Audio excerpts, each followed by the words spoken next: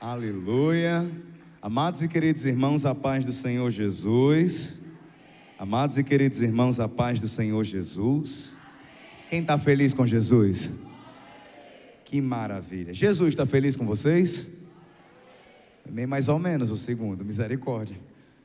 Por favor, abra a sua Bíblia no primeiro livro de Reis, capítulo número 19. Obrigado, Natanael. Primeiro livro de Reis, capítulo número 19. Enquanto você procura, eu quero agradecer os irmãos que estão colaborando diretamente e indiretamente com a Casa do Pai. Com esses 4 que foram hoje, a gente já está com 13 acolhidos lá. Tinha 9, agora mais 4, já tem 13 acolhidos. A lotação é 60, a gente vai enchendo devagarzinho. E eu quero pedir algo a vocês. Orem por isso. Eu sei que vocês já ajudam ofertando, dizimando, mas orem por isso. Pastor Chico fez um pedido na quarta-feira e eu quero fazer aqui de novo. Aos irmãos que tiverem em casa a possibilidade de trazer quilos de alimento não perecível, arroz, feijão, cuscuz principalmente, se puder trazer. A gente está com eles todos os dias, fazendo todas as refeições. A despesa da Casa do Pai aumentou um pouquinho agora, mas a gente já estava esperando que aumentasse. Então eu quero pedir a sua ajuda. Se você puder trazer, lá fora no culto, a gente a partir dos próximos cultos vai ter uma mesinha lá fora, para você deixar 1 quilo de alimento não perecível, uma doação. Toda ajuda é bem-vinda. Pastor, eu trouxe uma cartela de ovo. Pastor, eu trouxe 1 quilo de carne. Pastor, a gente tem um freezer aí, tem a geladeira, não se preocupe. Então eu peço a sua ajuda. E também avisar que amanhã a gente vai lançar, em parceria com a Nova Store, a camisa oficial Casa do Pai. O HCL fez essa semana, ficou muito bonita. A camisa oficial Casa do Pai, que vai ser a farda dos internos. E se você desejar adquirir, amanhã a gente vai lançar a pré-venda aqui, parceria com a Nova Store. A gente fez um voto, né? A loja da igreja Nova Store, a gente vai dar a Bíblia a todos os acolhidos da Casa do Pai e vai dar a farda a todos os acolhidos totalmente de graça. Isso é porque vocês estão comprando lá. Então eu agradeço aos irmãos que compram a sua Bíblia lá. A gente vai lançar essa camisa amanhã e todo o recurso da camisa e dos produtos oficiais da Casa do Pai está voltando para lá. Então eu agradeço aos irmãos que estão participando, estão colaborando. Danilo, que a pastora Ângela falou, ele é profissional da educação física. Ele é dono da Corpus Academia lá no Belo Horizonte. E ele já disse que está à disposição para ir lá dar funcional para os acolhidos. Então, pastora Ângela, você já vai lá no meio para melhorar o cardio para poder ir para a hora da confraternização. Sei que o Felipe Silveira, que está aqui também, vai se dispor a dar um treino de crossfit para os acolhidos lá. Dar uma cansada lá nos irmãos. Então agradeço. Naquilo que Deus te ensinou, você pode servir as pessoas. Amém ou não amém? Deixa eu falar um negócio para você. Deus vai te usar naquilo que Ele te ensinou. Se Deus te fez uma enfermeira, se Deus te fez um vendedor, se Deus te fez um treinador, se Deus te fez... Não importa. Mas Deus quer te usar naquilo que Ele te ensinou. O tema de hoje é vencendo a ansiedade, o estresse e a depressão. E dessas mensagens do setembro, Vida Abundante, eu acho que a de hoje é a mais importante. Essa mensagem de hoje é muito importante.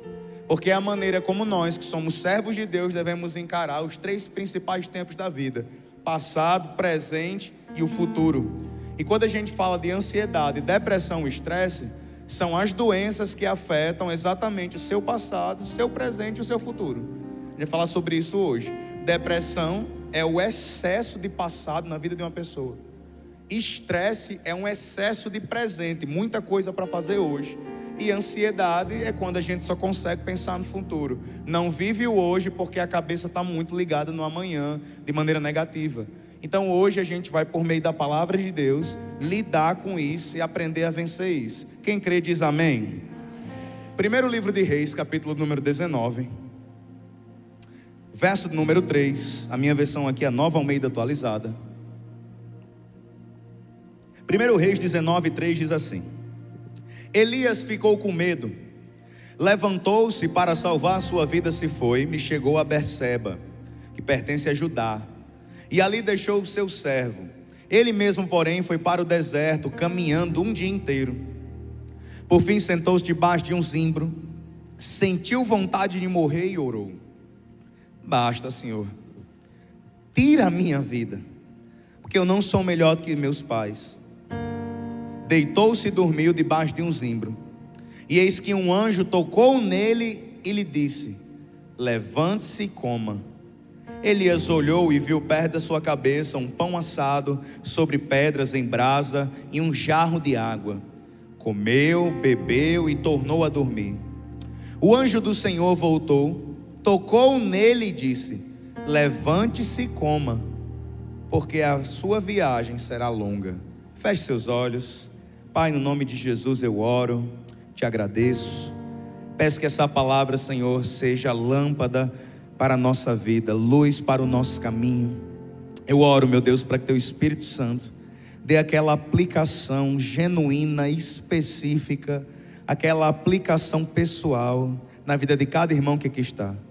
Essa palavra, Senhor Jesus, ela produz vida.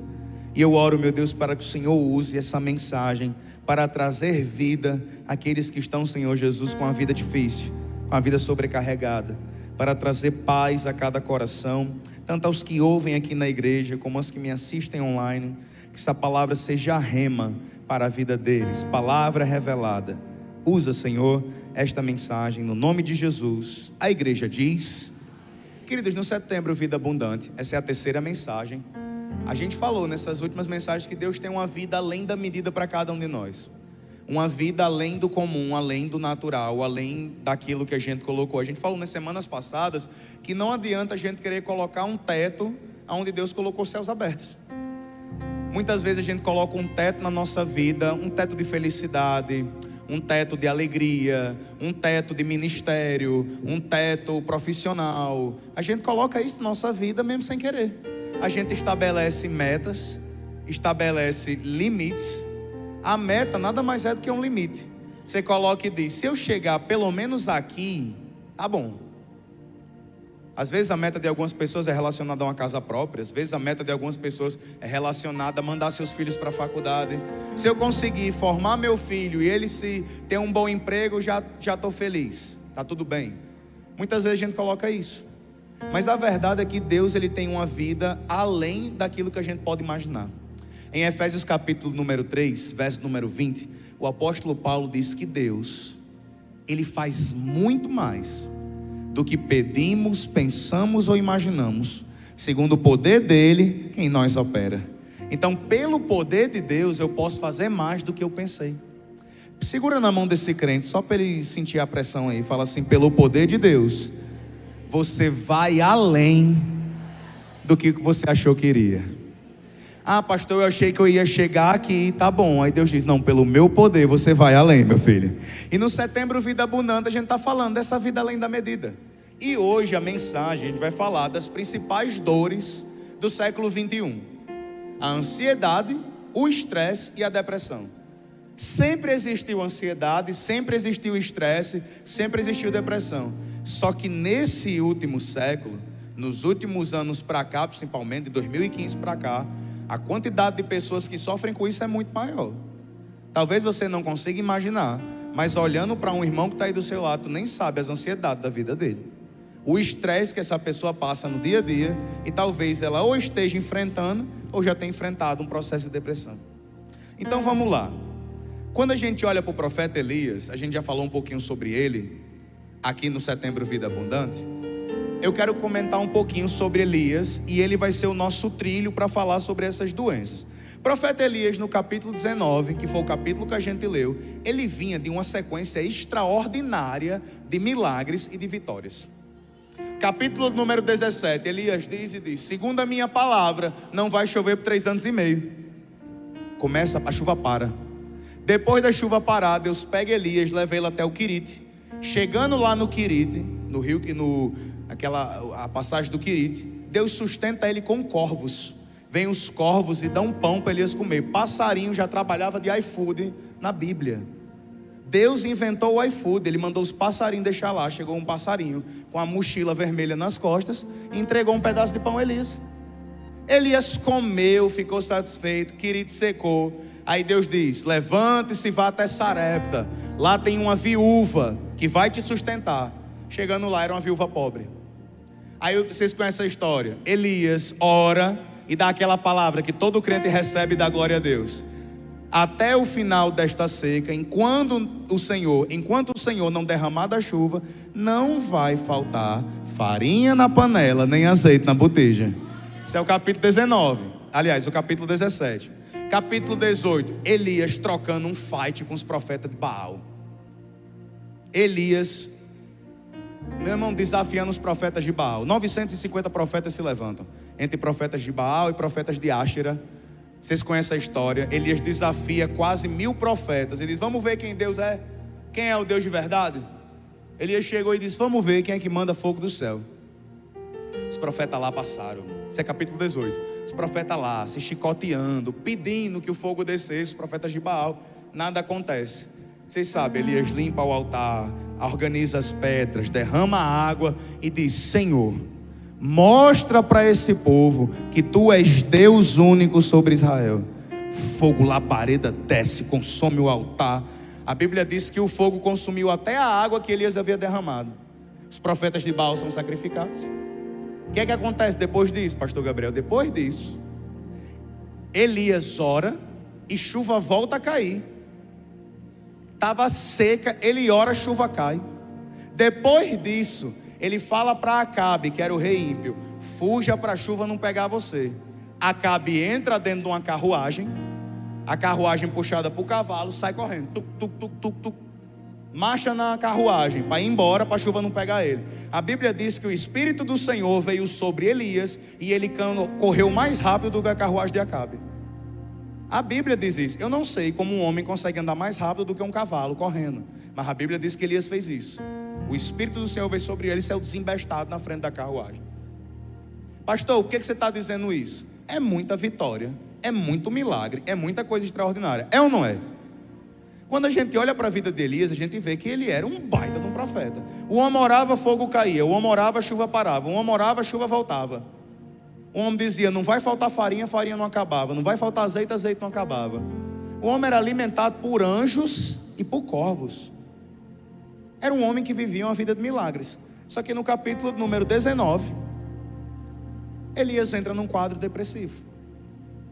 No capítulo número 19, as dores do coração de Elias aparecem. E o que é que faz com que a gente entenda? E eu quero que a gente... Se uma coisa vocês vão entender nessa série Setembro Vida Abundante é: quando a gente fala de ansiedade, depressão e estresse, a gente não pode dizer que é a ausência de Deus. Se o irmão está passando por um processo de depressão, está passando por um processo de ansiedade, está vivendo ansiedade, um transtorno do pânico, isso é porque o irmão não ora. Isso é porque o irmão não lê a Bíblia. Isso é porque o irmão está desviado e Satanás pegou ele. Rapaz, Elias, eu sei que a gente é crente, mas dizer que a gente é mais crente que Elias, não tem como dizer que essas doenças são ausência de Deus, nem falta de vitória. Elias orou, fogo caiu. Orou, chuva desceu. Orou, não faltou farinha, nem faltou azeite. Milagre de poder, milagre de providência. Elias corria mais rápido que cavalo. Não era nem porque ele andava devagar. E aí, pastor Gabriel? A gente vê que Elias fica cansado e entra num quadro depressivo. Então a primeira coisa que a gente vai falar, o primeiro tópico que a gente vai falar é depressão.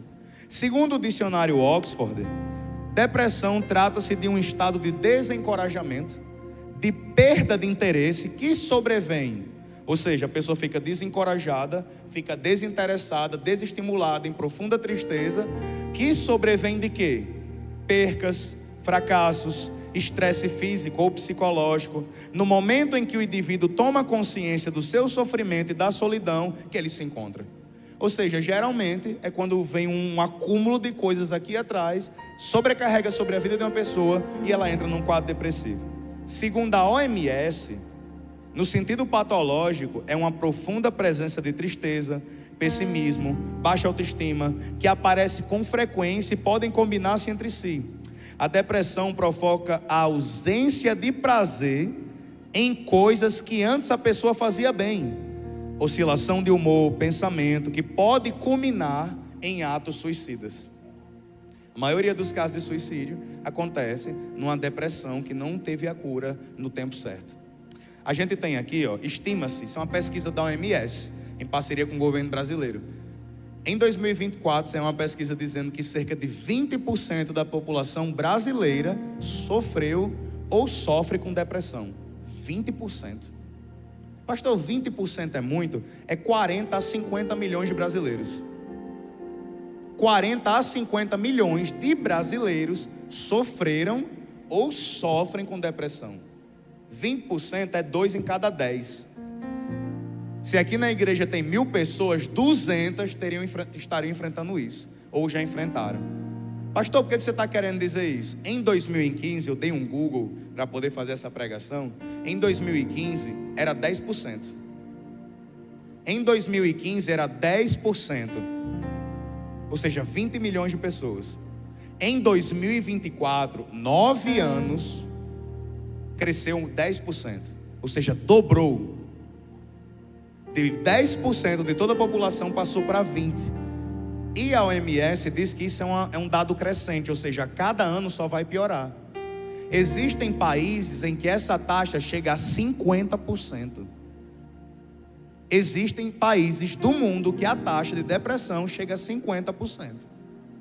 Ou seja, a cada 2 pessoas, uma está enfrentando depressão. Eu acho que a gente, como igreja, deve olhar para isso com um olhar diferente. Como a gente sabe, depressão é uma doença.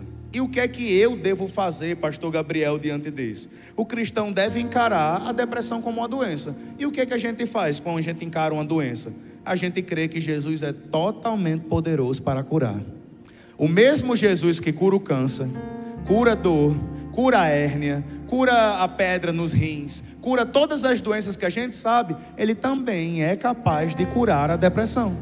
Pega na mão dessa pessoa que está do seu lado e fala: o Senhor Jesus é todo poderoso e capaz de curar a depressão. Talvez tenha alguém na sua família que esteja passando por isso. Você está aqui no Setembro Vida Abundante para aprender. O teu Jesus é poderoso para curar. Amém ou não amém, meus irmãos? Nós cremos assim. E quando a gente olha para a vida de Elias,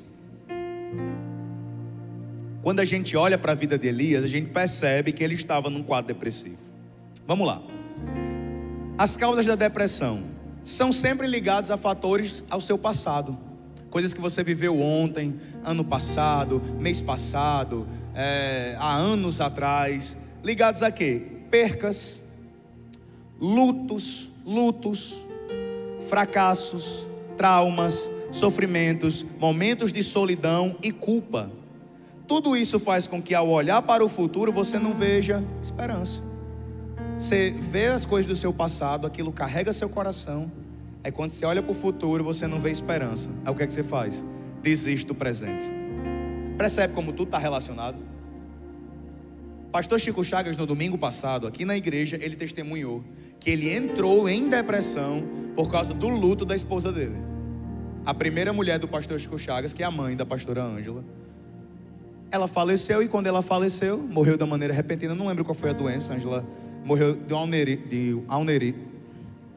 aneurisma.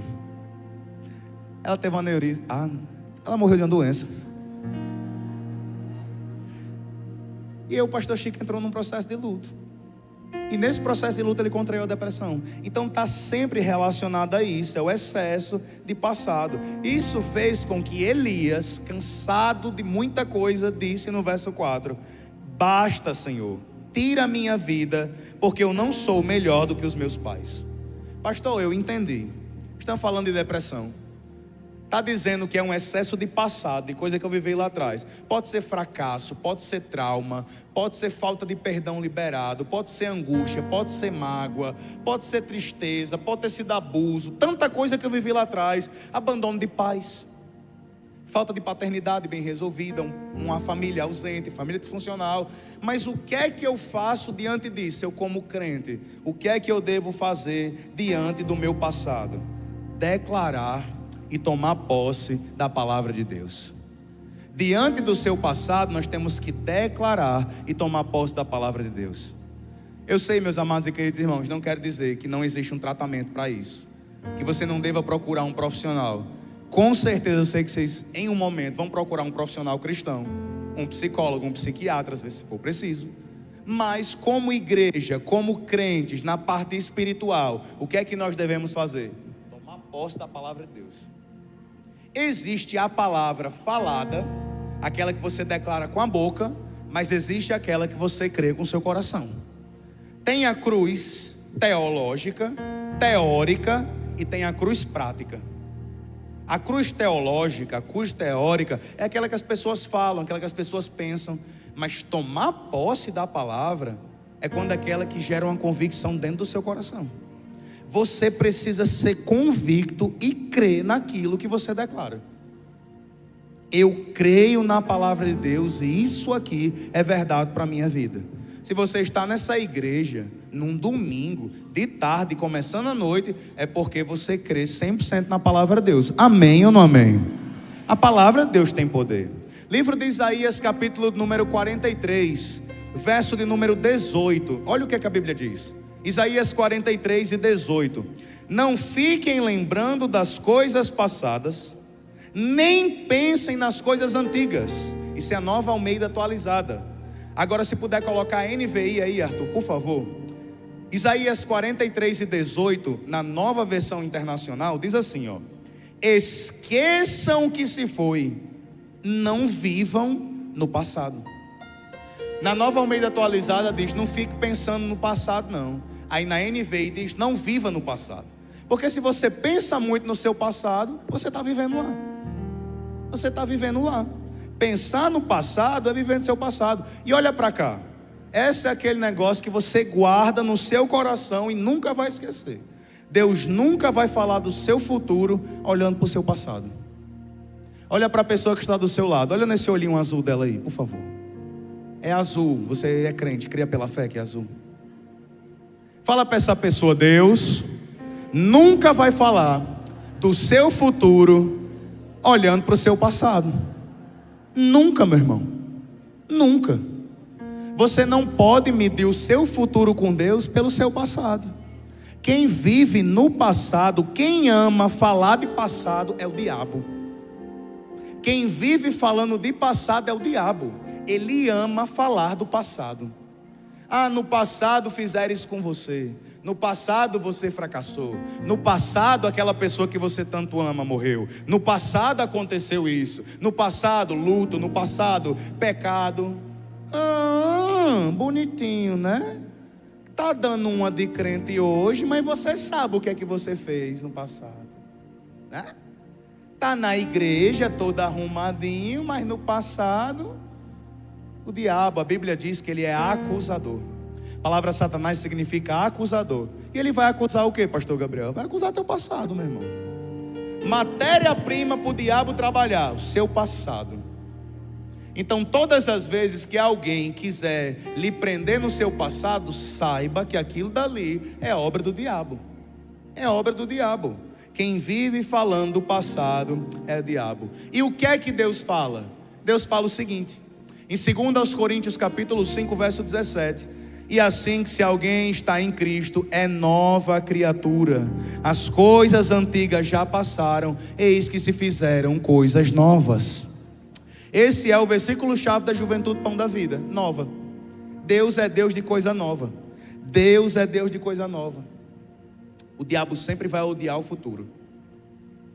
Ele odeia o futuro, porque ele sabe o que é que Deus vai fazer lá.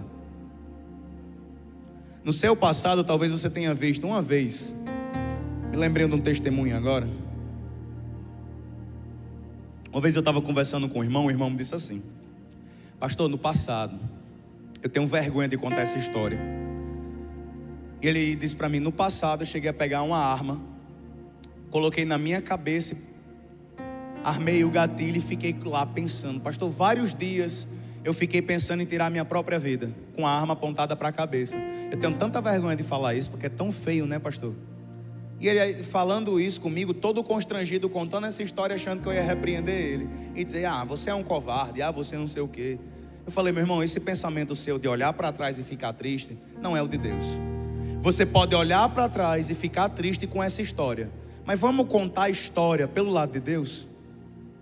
Vamos contar a história da perspectiva de Deus? Da perspectiva de Deus, no dia que você era para tirar sua própria vida, O Espírito Santo não permitiu. E você hoje está aqui vivo contando esse testemunho para mim. Então, da próxima vez que você for contar que colocou uma arma na cabeça, não conte com vergonha. Conte dizendo que Deus lhe guardou com vida e você está com vida hoje. Você era para ter morrido no seu passado, mas agora você está vivo porque Jesus lhe deu vida e vida em abundância. Quando nós olhamos para o passado, a gente tem duas opções. Ou a gente fica se lamentando, ou a gente olha para ele e diz: Jesus, obrigado. Jesus, obrigado. Se é pecado, Jesus, obrigado por me perdoar. Se é dor do seu passado, permita que Jesus lhe cure. Permita que Jesus lhe cure. Quem aqui tem medo de injeção? Levanta a mão. Medo de injeção. Levanta, não tem problema não. Medo de injeção? Tem, Davi? Davi, meu filho, 6 anos, está aqui na primeira fila, ele falou que tem medo de injeção. Quer dizer que se você estiver ardendo em febre, com uma infecção, qual é aquela injeção que dá, Mundia, quando a pessoa está bem ruim? Bezetacil, é? Decadron. Qual é a pior, Mundinha, que dói mais? É a Bezetacil, né? Para quem quiser, Mundinha enfermeira, tá aqui, viu? Quem quiser tomar uma depois do culto. Você tem medo da injeção. Tem medo de quê? Se eu estiver doente, eu tenho medo de ficar curado, porque eu tenho medo do processo de cura. Pastor, o que é que você está querendo dizer com isso? Às vezes você tem medo de ser curado. Pega na mão da pessoa que está do seu lado. Pode segurar na mão dela, não tem problema não. Ela lavou a mão. Fala assim para essa pessoa: não tenha medo. Jesus quer curar o seu passado. Não tenha medo. Jesus já perdoou os seus pecados. Ele quer curar as suas dores. Você vai olhar para o passado e vai dizer: muito obrigado, Jesus, por tudo que o Senhor fez na minha vida. Você crê? Dê um glória a Deus, um aleluia. Faça algum barulho aí, meu irmão. Nós muitas vezes olhamos para o nosso passado e a gente tem um prazer de segurar aquela mágoa, rapaz. Eu tenho um problema com crente magoado. Eu tenho um problema com crente magoado. Porque mágoa, meu irmão, é a pior coisa do mundo. Quem lhe magoou não está nem aí para você. Sabe o que é mágoa, meu irmão? E ódio? Olha para cá. Mágoa e ódio é um veneno que você toma e espera que outra pessoa morra. Mágoa e ódio, falta de perdão, é um veneno que você toma de gole, se embriaga no ódio e diz: aquela pessoa vai morrer. Eu lembro uma vez que um crente me fez raiva, eu dobrei o joelho e disse: ah, se o Senhor matasse, meu Deus. Eu não orei para que Deus salvasse ela não, juro, estou em cima do púlpito, misericórdia, nunca nem mentiria. Eu orei, dobrei o joelho e disse: Senhor, faça a tua justiça. Um crente que tinha me feito uma raiva medonha, irmão, oh raiva medonha. Eu dobrei o joelho e disse: Senhor, execute-o. Deus, eu não oro para que ele seja salvo, eu oro que o Senhor mate ele. Misericórdia, pastor, você já orou isso também? Ah, orei não, pastor, eu sou uma pessoa boa. Tá certo, pronto. É uma paciência de Jó você, não é? Eu dobrei o joelho e disse: Senhor, mata esse desgraçado, meu Deus. Ô crente nojento, só me faz raiva, papai do céu. Deus não mata, irmão. Deus não leva quem a gente odeia, Deus leva quem a gente ama. Misericórdia, pastor. Aquela pessoa que eu estava orando, dizendo: Senhor, aquela pessoa que eu queria tanto que o Senhor tirasse, o Senhor deixa ela bem pertinho de mim. E aquela pessoa que eu queria que o Senhor nunca leve para longe, o Senhor pega e tira essa pessoa de perto. O Senhor está trabalhando contra mim, é? Misericórdia. Eu já orei esse tipo de oração e eu percebi que aquilo era um veneno que eu tomava contra mim. Desde o dia que eu aprendi isso daqui, eu estou falando daquilo que eu tive que sofrer para poder fazer. Eu sofri demais, meus irmãos. Demais, demais mesmo. Com decepção, com trauma, com falsos irmãos. Existem falsos irmãos. Tem uns irmãos legítimos que vão segurar na sua mão e até debaixo d'água eles vão pregar o evangelho e vão orar junto com você. Glória a Deus por isso. Mas tem uns irmãos ruins. Tem o joio e tem o trigo. E eu já sofri com o joio, meu irmão. O trigo é bom, faz pão. O joio é amargo, rapaz. É amargo o joio. E eu sofria, dizia, meu Deus, o que é que eu vou fazer? Eu descobri que eu precisava liberar perdão. E as pessoas que eu liberei perdão, elas não voltaram a me amar, mas eu decidi não odiá-las mais. Uma vez eu quase peguei uma depressão. Eu nunca entrei num quadro de depressão, mas andei perto, por uma grande decepção que eu vivi dentro da igreja.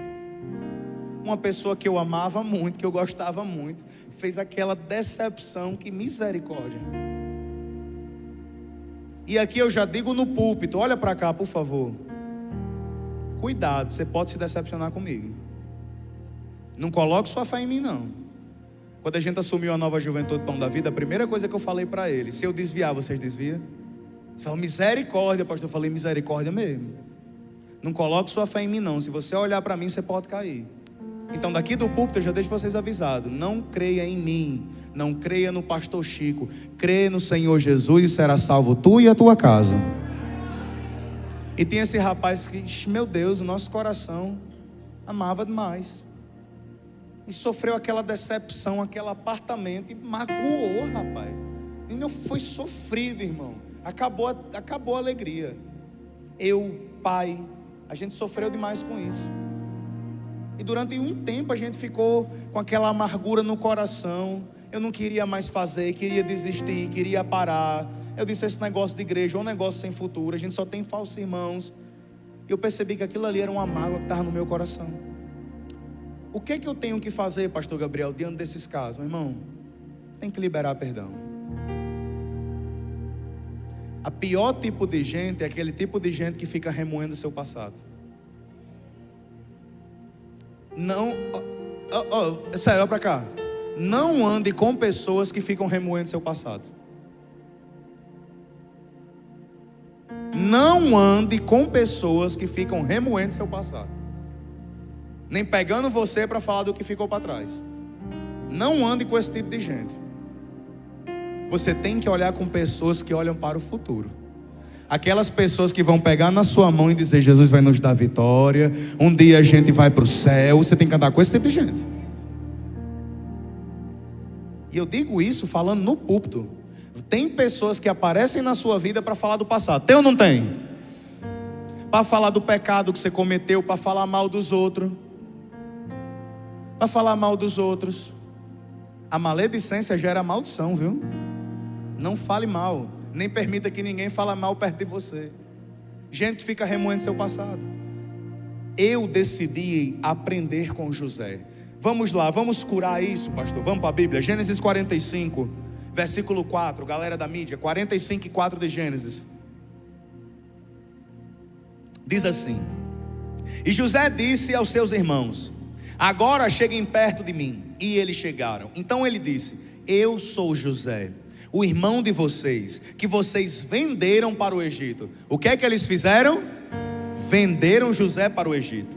Agora, pois, não fiquem tristes nem irritados contra vocês mesmos, por terem me vendido para cá, porque foi para a preservação da vida que Deus me enviou. Quem foi que enviou? Deus me enviou adiante de vocês. Porque já houve 2 anos de fome na terra, e ainda restam 5 anos em que não haverá lavoura nem colheita. Deus me enviou. Quem foi que enviou? Deus me enviou adiante de vocês, para que vocês fossem conservados, para vocês um remanescente na terra, e para que a vida de vocês fosse salva por meio de um grande livramento. Assim, não foram vocês que me enviaram para cá, e sim Deus, que fez de mim como que um pai de Faraó e senhor de toda a sua casa, e como governador em toda a terra do Egito. Como é que José se resolveu com o passado dele? Perdoando e confiando em Deus. Perdoar é uma demonstração de confiança em Deus. Eu confio tanto em Deus que eu decido perdoar. Sabe como é que você demonstra que você é crente? Fazendo igual Jesus faz. E o que é que Jesus mais faz? Perdoa. Eu estava conversando esses dias com um irmão daqui da igreja e falei para ele: existe um pecado que Deus não perdoa. Qual, pastor? Blasfêmia contra o Espírito Santo. Deus não perdoa. Falta de fé. E Deus não perdoa quem não perdoa. Olha para o irmão que está do seu lado, dá uma olhada nesse olho verde dele. Fala: Deus não perdoa quem não perdoa. Fala: misericórdia. Deus não perdoa quem não perdoa. Na oração do Pai Nosso, Jesus disse: Pai, nos perdoa, como nós perdoamos a quem nos tem. Mas então não perdoa. Às vezes, juro, irmão, às vezes o irmão chega para mim para falar mal dos outros. Eu sou um pastor e é meio que uma postura de pai espiritual. Aí vem os filhos brigar e falar mal um dos outros. Uma vez eu peguei duas irmãs que estavam arengando e ela chegou para mim: pastor, isso. Eu falei: com fulana de tal? Ela falou: é, pastor. Não acredito. Era um negócio delas lá, uma arenga delas lá. Eu falei: não, ela não fez isso não. Fez, pastor. O senhor está dizendo que eu estou mentindo? Não, eu acredito na senhora, vamos resolver. Falou: vamos, pastor, o senhor vai disciplinar ela? Não. Irmã fulana de tal, vem cá.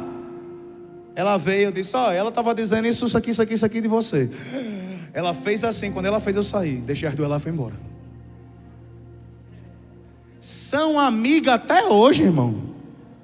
Companheira de círculo de oração, você acredita? Quando tem consagração, tá as duas, não falta uma. E eu falei: ah, Jesus, olha só. E se eu tivesse botado a lenha na fogueira, hein? Botado a fofoca. Chamei um e disse: resolva. Era um problema, uma mágoa, não sei o que, da outra igreja. Elas eram de outra igreja, vieram para cá. Aí podendo vir só elas, trouxeram a mala tudinha dos problemas. Às vezes os irmãos chegam para cá. Graças a Deus nós recebemos irmãos de todos os lugares. Ganhamos muitas pessoas para Jesus e muitos irmãos se apresentam. E nesse que os irmãos se apresentam, irmãos, às vezes, não são todos, que chegam e dizem: pastor, meu antigo pastor fez isso, fez aquilo. Irmão, está tudo bem. Se ele fez, você não está aqui? Estou aqui, pastor. Então pronto, não vamos olhar para trás. Daqui para frente Deus quer fazer uma nova história na sua vida.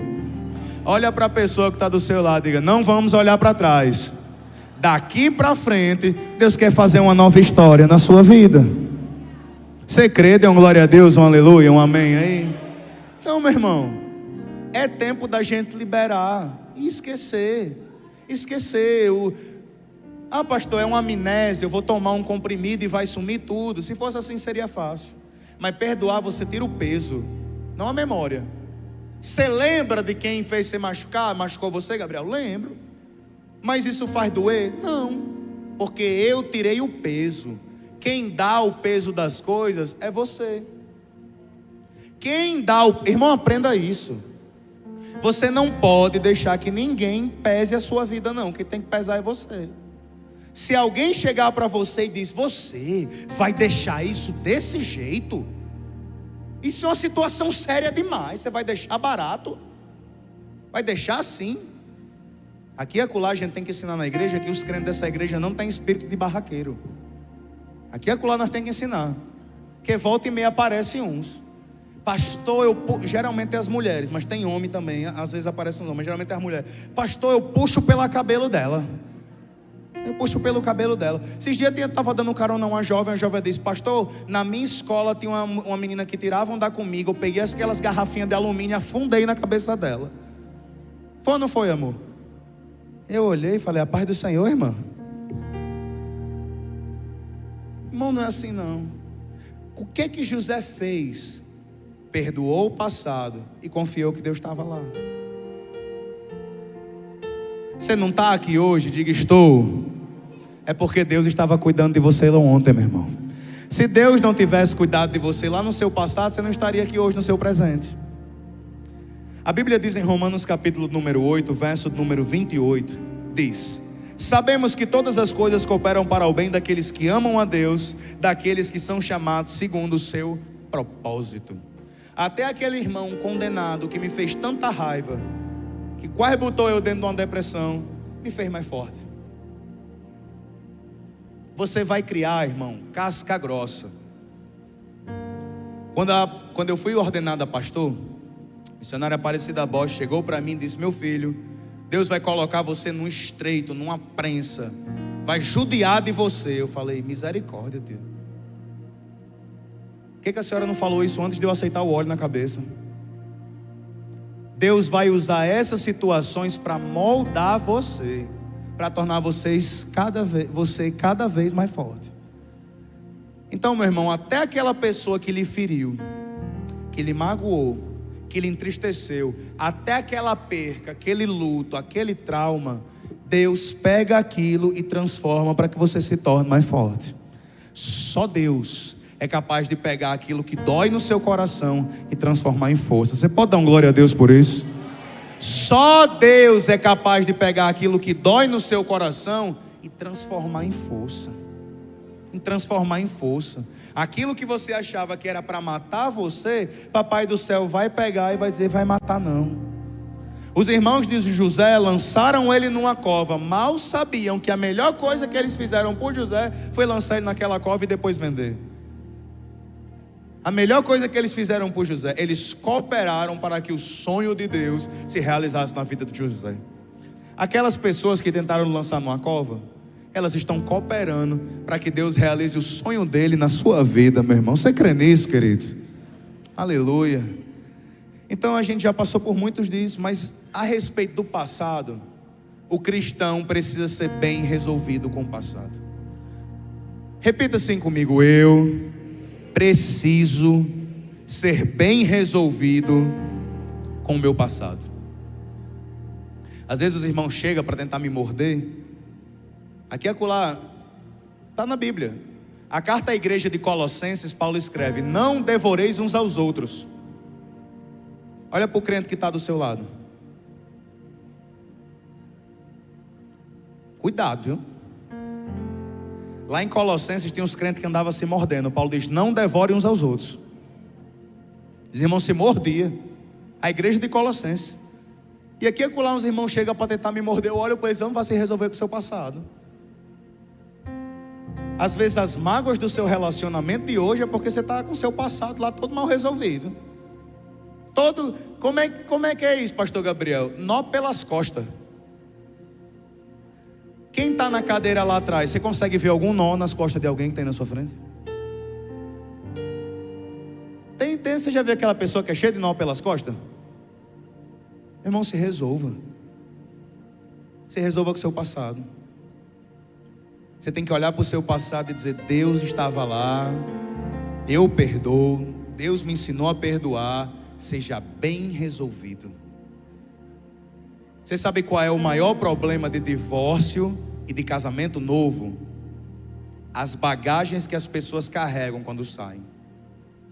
O maior problema de funcionários que saem de empresas, de divórcios, são pessoas que saem de um lugar, não se resolvem e vai para outro lugar. Saiu brigado de uma empresa, vai trabalhar em outra, não se resolveu lá, está todo mal resolvido, vai ter problema com o funcionário, vai ter problema com o patrão. Saiu de um casamento, muitas vezes de um casamento que rompeu por um adultério, que rompeu por um abuso, sai disso, entra num novo casamento. Nós tratamos nessa igreja um casal que a história deles, misericórdia, história muito difícil.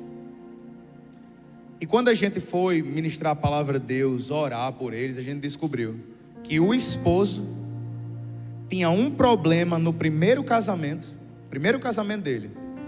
E desse problema do primeiro casamento, ele não conseguia mais dar carinho para a esposa agora. Ele ficou ariscado, ficou armado todas as vezes que eles iam ter os momentos deles, que eles iam para um restaurante. Nunca tinha dado flores, nunca tinha dito que amava.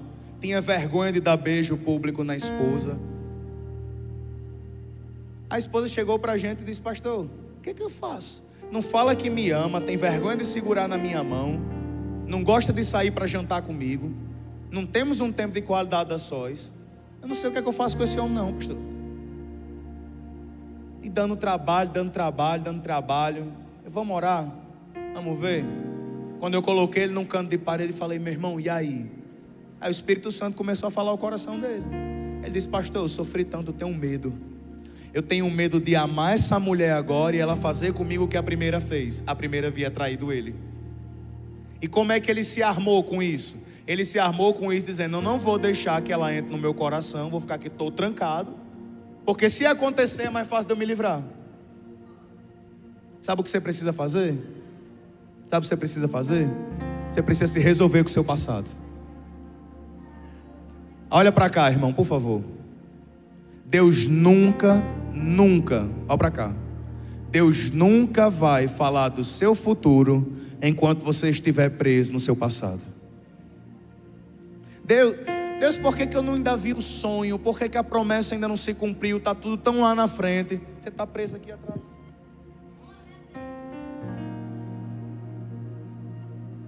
Dá uma cutucada na pessoa que está assim do seu lado. Mira entre a costela 4 e a 5 assim. Fala aí, diga, larga o passado, meu irmão. Fala assim, larga o osso, meu irmão. Rapaz, mágoa não é dinheiro não. Você tem que aprender a juntar dinheiro, não é juntar mágoa não, meu irmão. Dinheiro tu não sabe juntar. Não junta R$100 na poupança da caixa. Mas mágoa, miserável. Deus está dizendo para você: eu quero fazer uma coisa nova na sua vida. Larga a véia, meu irmão.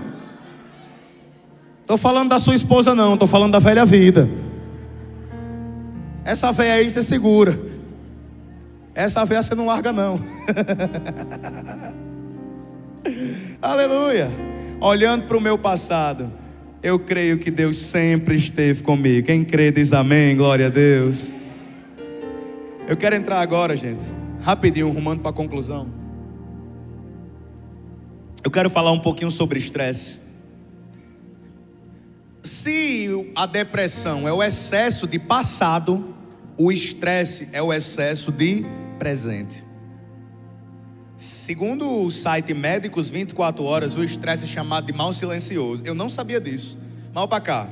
A quantidade de doenças que o estresse causa: depressão, insônia, infarto, acidente vascular cerebral, que é o AVC, envelhecimento precoce, doença de pele, baixa imunidade, transtorno alimentar, náusea, tontura, entre muitas outras, frutos de estresse. Estresse. Chega de noite e não consegue dormir, muito estressado. Deus não tem essa vida para você não, meu irmão. O que é o estresse, pastor Gabriel? O estresse, segundo o site Médico 24 Horas, é uma reação natural do organismo que surge quando uma pessoa vive uma situação de aparente ameaça. O seu corpo,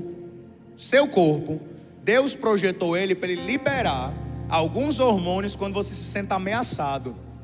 Ele libera alguns hormônios que provocam o estresse quando você se sente ameaçado.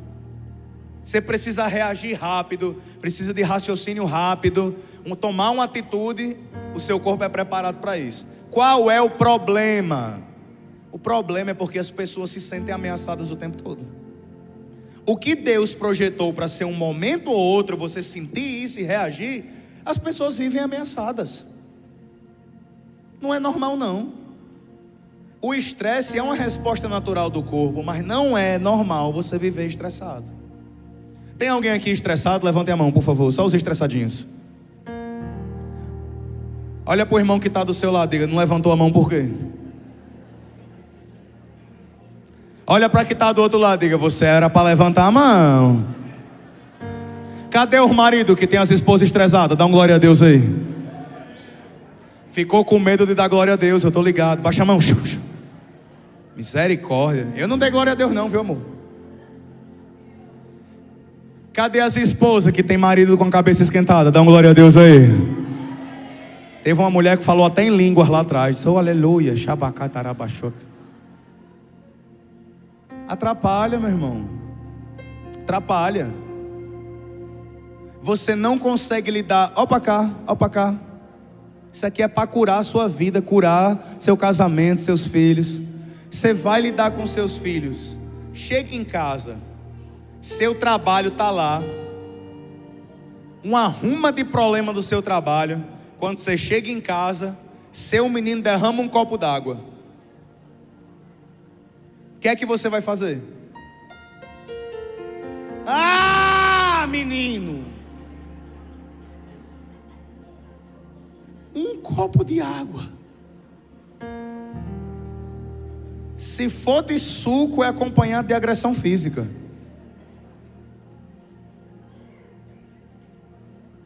É assim ou não é?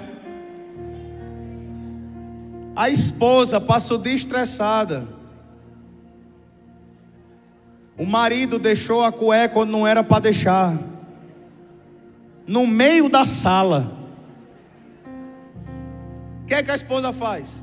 Gabriel!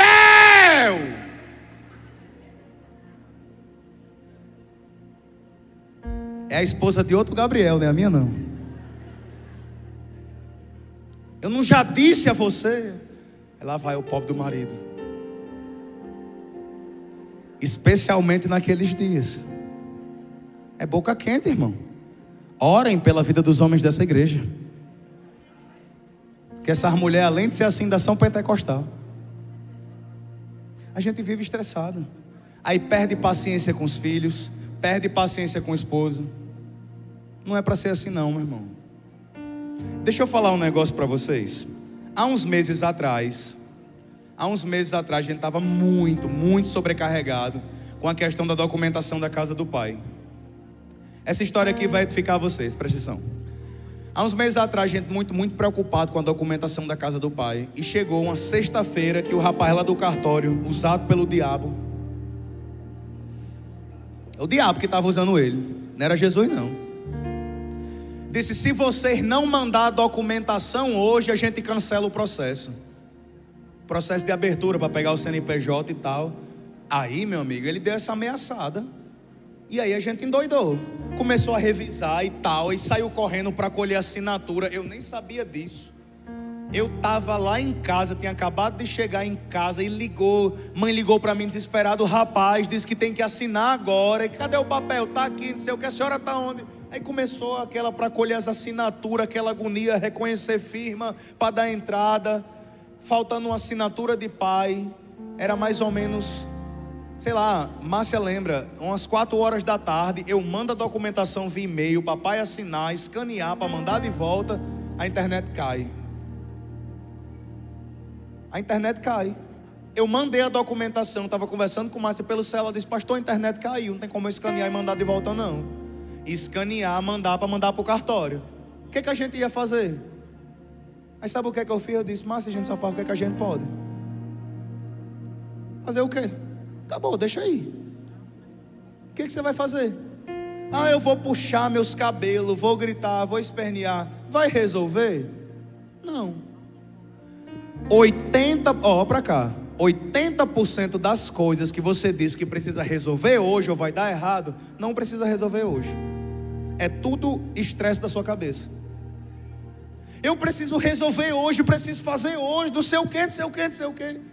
Precisa mesmo. Sim ou não? Precisa mesmo. Não, você tem certeza? Pastor, se não der certo hoje, tal. Não é assim não, meu irmão. A Bíblia diz que há um tempo determinado para toda coisa. Todas as coisas têm seu tempo determinado. A galera que fez o projeto 2024 eu vou emagrecer. A gente está em setembro, dia 22. Não terminou o ano ainda. A galera que vai estudar para concurso, se eu não passar nesse concurso, meu Deus do céu, se eu não passar nessa prova, se não passar, você vai morrer? Vai ter outro concurso, meu filho. Vai ou não vai? Vai ter uma outra prova, vai ter uma nova chance, vai ter uma nova oportunidade. Faça o seu melhor hoje e creia que o amanhã Deus vai prover. Eu tenho uma frase minha. Deus, podendo, não fez tudo em um único dia. E a gente, não podendo, quer fazer. Deus não podia ter criado tudo em um dia só, sim ou não? Ele podia ter um dia, começou, tudo pronto. Ele poderia ter feito isso? Ele tinha poder para fazer isso? Tinha. Ele fez em 6, e no 7º ele ainda descansou. Aí você que não pode fazer tudo o que você quer fazer tudo em um dia. Não, nesse dia aqui eu quero pagar minhas contas, quero trabalhar, quero aprender inglês, quero começar uma faculdade, quero ler a Bíblia toda, eu quero ler Mateus, quero ler o capítulo. quero ler o Evangelho de Mateus em um dia, eu quero passar 2 horas orando, eu quero ir para a academia, eu quero estudar, eu quero trabalhar, e o tempo que sobrar, eu durmo. É uma peixe, meu irmão. Como é que pode? Não é, meu irmão. Você coloca coisa demais na sua vida e se esquece daquilo que realmente importa. Isla falou para mim, há uns anos atrás, eu estava meio workaholic, trabalhando demais. Há uns anos atrás, a gente tinha lançado um projeto da escola. Quando a gente lançou a escola, eu virava noites e madrugadas escrevendo e gravando aula.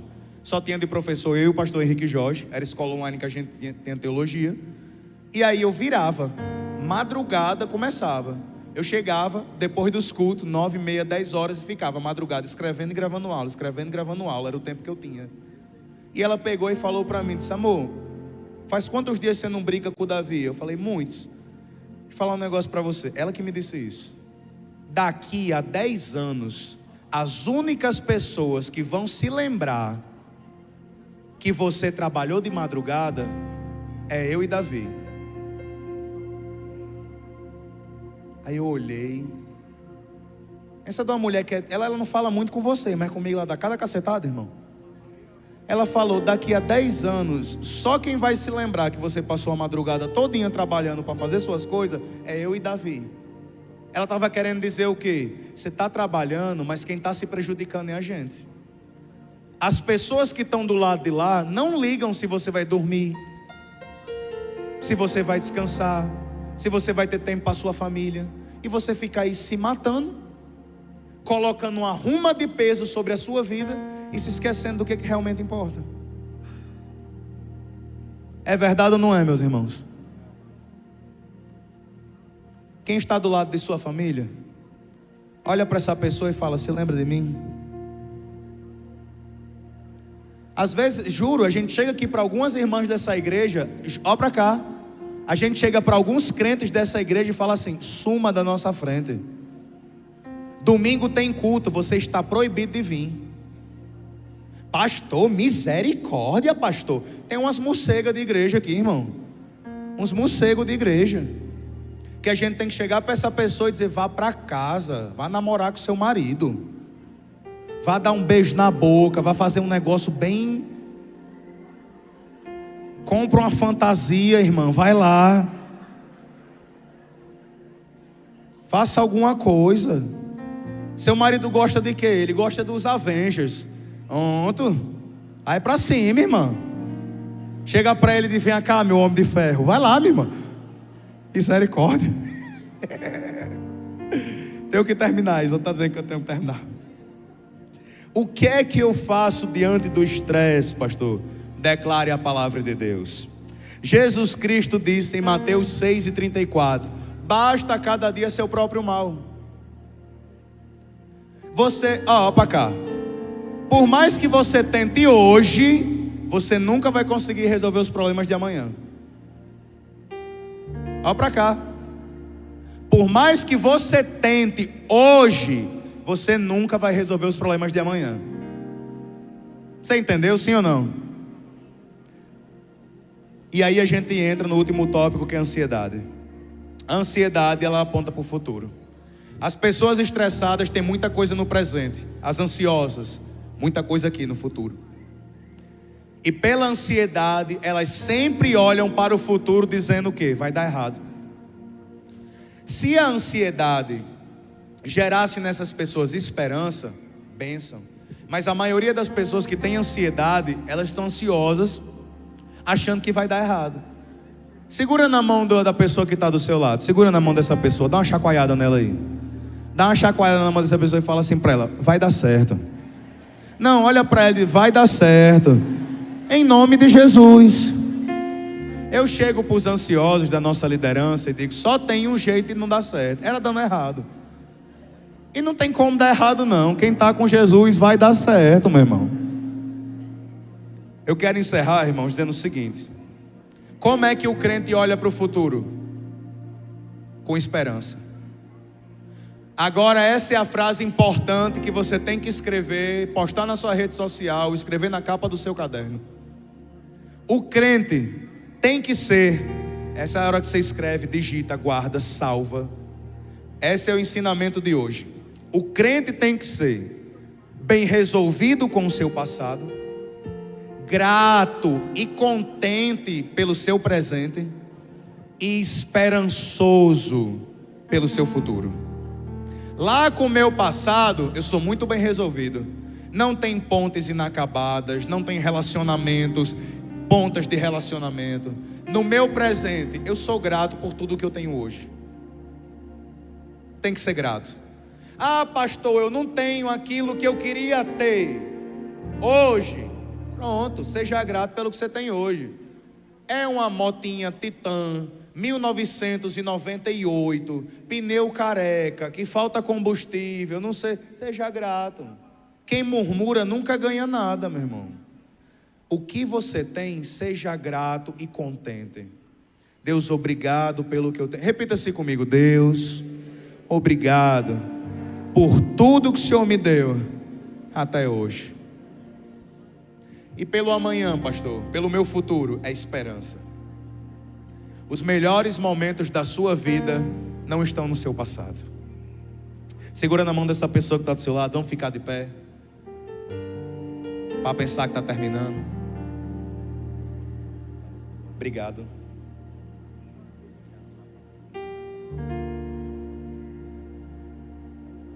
Obrigado, Samara.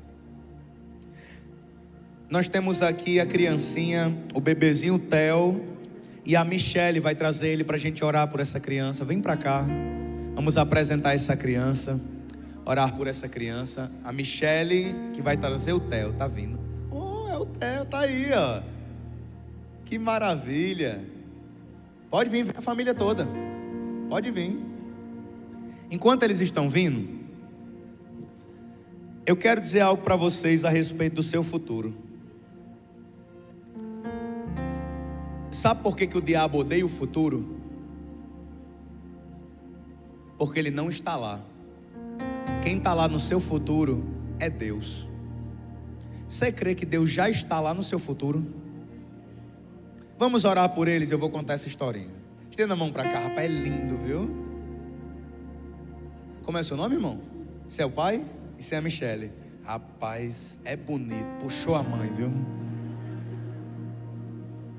É menino bonito, graças a Deus.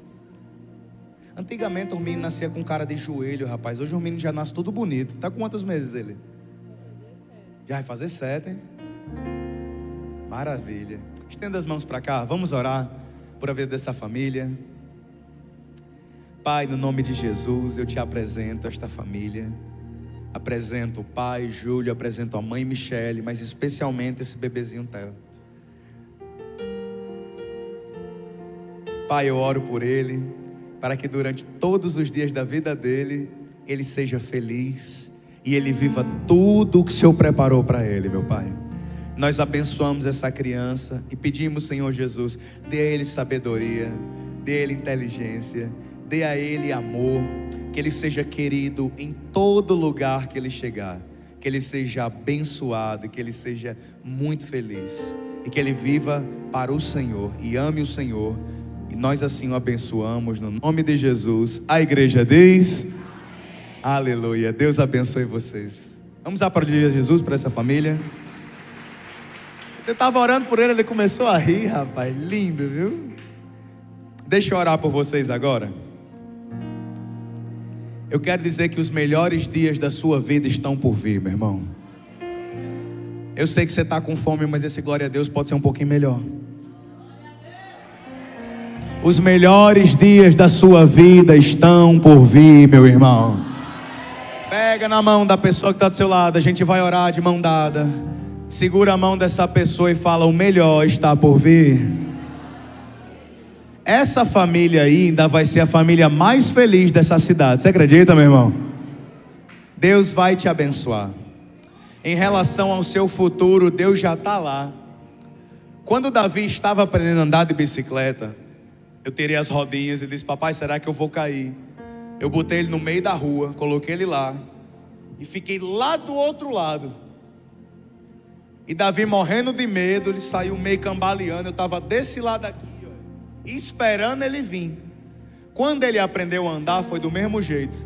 Colocou ele de pé, eu abri os braços e pedi para ele correr até mim. E tanto na bicicleta, quando ele estava aprendendo a andar, e quando ele estava aprendendo a correr, né? Que criança só aprende a correr, não aprende a andar. Nas duas épocas, eu estava lá esperando ele chegar, de braços abertos, muito feliz, porque eu sabia que ele ia conseguir. Pastor Gabriel, o que você está querendo contar essa história? Deus já está lá no seu futuro, de braços abertos, dizendo: filho, continue, eu sei que você vai conseguir. Imagina Deus lá no seu futuro, porque o diabo não está no seu futuro, quem está no seu futuro é Deus. Ele não está no seu, quem está no seu futuro é Deus. Deus ano que vem dizendo: meu filho, sua família todinha se converteu. Ano que vem dizendo: meu filho, aquilo que você orou tanto para conquistar, eu já lhe dei já. Imagina, meu irmão, tu já parou para pensar a quantidade de oração respondida, de milagre que você já viveu até hoje? Eu olho aqui de cima e eu vejo muitos irmãos. Raimunda, por exemplo, que está aqui, que é minha tia enfermeira, ela aceitou Jesus no Alto de Páscoa 2023. Aceitou Jesus só ela.